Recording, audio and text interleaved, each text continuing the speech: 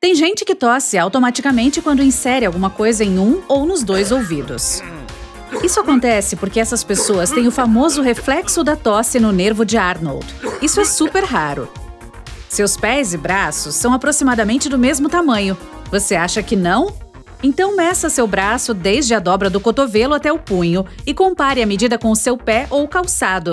Sim, são iguais. Respirar não é só movimentar o ar para dentro e fora do corpo. O modo como você faz isso pode afetar o formato do seu rosto, literalmente. Quem respira pelo nariz terá maçãs do rosto bem definidas com o tempo. Isso também tornará o rosto mais largo, pois a língua exercerá força contra a mandíbula. Mas alguém que respira pela boca não dá à língua um lugar para descansar. Isso muda a estrutura facial com o passar do tempo. O rosto pode se tornar mais estreito e então as maçãs não ficarão tão visíveis. Outra coisa, quem respira pela boca provavelmente costuma inclinar a cabeça mais vezes para trás. Isso aumenta o conteúdo cranial na parte de trás do cérebro e muda diretamente a postura inteira, junto com o formato do pescoço e do rosto. O maior fluxo de sangue do corpo não está no cérebro, fígado ou no coração. Na verdade, está nos rins. Eles funcionam como um sistema de filtragem natural, então são os órgãos que mais precisam de sangue.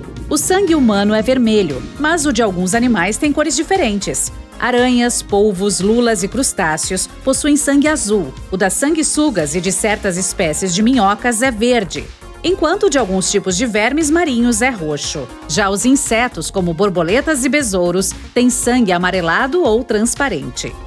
A cor muda por causa do tipo de pigmento respiratório que transfere o oxigênio através do sangue. No caso dos humanos, esse pigmento é uma proteína chamada hemoglobina. Nosso sangue contém átomos de metais como zinco, ferro e cobre. Há até pequenos traços de ouro correndo por nossas veias. Sim, cerca de 0,02% do sangue humano é ouro puro. Quando alguma situação constrangedora está acontecendo, a maioria de nós enrubesce. Isso acontece porque o sangue se concentra no rosto, mas ao mesmo tempo ele também vai para as paredes do estômago. Então, quando seu rosto cora, saiba que seu estômago também está vermelho. Os humanos não possuem dentes grandes como os do tubarão-tigre e nem a mesma quantidade. Mas pesquisas mostram que, embora esse animal conte com dentes cobertos por um esmalte super duro, não são tão fortes como os nossos. Temos proteínas que colam em nossos dentes para impedir que eles quebrem. Os nossos não podem ser substituídos. Os dos tubarões, sim. Os dentes deles não ficam presos às gengivas por meio de raízes como os nossos. Então, eles perdem aproximadamente um toda semana. Estudos mostram que se você se sentar perto de uma janela, isso pode ajudá-lo a render mais no trabalho. A luz natural que vem de fora reduz o cansaço visual, fazendo você focar com mais facilidade no trabalho. Mas não é possível absorver vitamina D do sol pela janela. Então, dê uma volta lá fora durante seu intervalo para colocar essa vitamina em dia. Os humanos têm, em média, entre 2 e 4 mil papilas gustativas. Esses pequenos órgãos sensoriais que nos permitem sentir o sabor das coisas não ficam apenas na língua. Eles também se espalham na parte de trás da garganta, esôfago e do nariz. É isso mesmo, seu nariz também sente o sabor dos alimentos. O olfato é muito importante na hora de identificar o gosto de alguma coisa. Somos o único tipo de macacos sem pelos na natureza. A pele é o maior órgão do corpo humano e o que cresce mais rápido também, forte, mas flexível. Trata-se de uma barreira à prova d'água, porém respirável, que nos mantém protegidos do mundo externo. A pele se regenera sozinha e ajuda a controlar a temperatura corporal e a reduzir a perda de água. Isso nos ajudou a evoluir para o que somos hoje. Nossa pele desenvolveu a melanina, um pigmento natural que bloqueia a radiação UV. Glândulas sudoríparas especiais ajudaram nossos ancestrais a regular a temperatura corporal quando eles precisavam caminhar longas distâncias em condições desfavoráveis. Nosso corpo tem entre 2 milhões e 5 milhões dessas glândulas. Quanto mais ativos somos, mais suor elas produzem. O corpo tem um mecanismo que diz quando é hora de resfriar. Assim, conseguimos continuar treinando, por exemplo. Sabia que o suor comum e o suor que seu corpo produz quando você está sob estresse são totalmente diferentes? O de estresse contém ácidos graxos, ao contrário do comum. E o cérebro consegue diferenciá-los muito bem. Por falar em cérebro, ele é o órgão que usa mais de 1/4 do total de oxigênio de que o corpo precisa. e quase 60% dele é composto por gordura. Com o passar do tempo, esse órgão passa a ter dificuldades de lidar com memória de longo prazo e já não consegue filtrar e eliminar totalmente as memórias antigas, o que dificulta absorver ideias novas. É por isso que ele precisa trabalhar muito mais para produzir memórias à medida que envelhecemos. Já parou para pensar por que você tem unhas nos pés? Elas são feitas de queratina, uma proteína encontrada em pelagens, garras, cascos e pelos. Ao contrário das garras, nossas unhas são achatadas e largas e funcionam como um escudo para as pontas dos dedos dos pés e mãos, impedindo que machuquem. Graças às unhas das mãos, temos uma parte rígida que nos ajuda a pegar e a separar objetos diferentes. Seria difícil tirar um adesivo na cartela ou pegar uma peça de quebra-cabeça sem elas. Os macacos e chimpanzés usam os pés para tarefas delicadas também. Os cientistas acham que os primatas evoluíram as unhas para agarrar com mais firmeza em galhos, tirar pulgas e fazer outras coisas parecidas.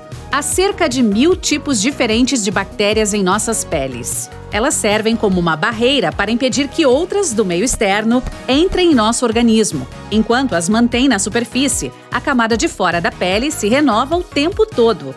O processo inteiro leva aproximadamente 28 dias. Quantos sentidos temos?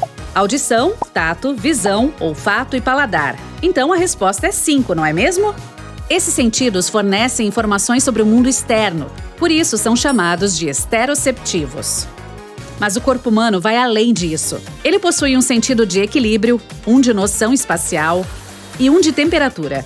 Também conta com receptores para identificar coisas que acontecem internamente, como a expansão dos pulmões, os batimentos cardíacos, barulhos estomacais e muitas outras coisas que nem percebemos. Eles são chamados de interoceptivos. E o corpo usa parte dos receptores para mais de um sentido. As retinas são portais para ondas de luz, mas algumas células presentes nelas também informam ao cérebro se é dia ou noite, o que orienta o ritmo circadiano, que por sua vez afeta o ciclo de sono e o metabolismo. Nosso cérebro é fascinante, cria sentidos para os quais nem temos receptores. O sabor é um bom exemplo. O cérebro processa por meio das informações que sentimos na boca e pelo olfato e ainda considera a umidade, que é identificada por meio da temperatura e do tato. Então, constrói os sabores, cheiros, imagens, sons e sensações e usa mais de um dos dados que os receptores enviam. O corpo humano brilha no escuro, o que significa que somos levemente bioluminescentes. Mas essa luz é 1000 vezes mais fraca do que nossos olhos conseguem perceber. Porém, outros animais conseguem enxergar essa luminosidade com facilidade. Os olhos são super sensíveis. Se você estivesse em um local plano, poderia captar a luz de uma única vela a cerca de 48 quilômetros de distância. Nem sempre dá para testar o quão sensíveis eles são, por causa das constantes fontes de luz que estão ao redor. As células humanas correspondem a apenas 43% do total do corpo humano. O restante tem colonizadores microscópicos. Isso quer dizer que você é feito de bactérias e fungos, ou seja, basicamente é uma mistura do DNA dos micróbios intestinais e do seu próprio DNA. Nosso cérebro não descansa tranquilamente enquanto dormimos. Às vezes, ele fica ainda mais ativo do que no período em que estamos acordados. Quando adormecemos, o sistema nervoso fica menos reativo a estímulos do ambiente. A atividade das ondas cerebrais também muda. Esse é um estágio importante para a maioria das funções. Os neurônios, que são células nervosas, nunca param de se comunicar uns com os outros. É por isso que o cérebro é uma das partes mais ativas do corpo durante o sono. Ele processa as memórias, faz um mapa, junta informações antigas com novas e faz muitas outras coisas.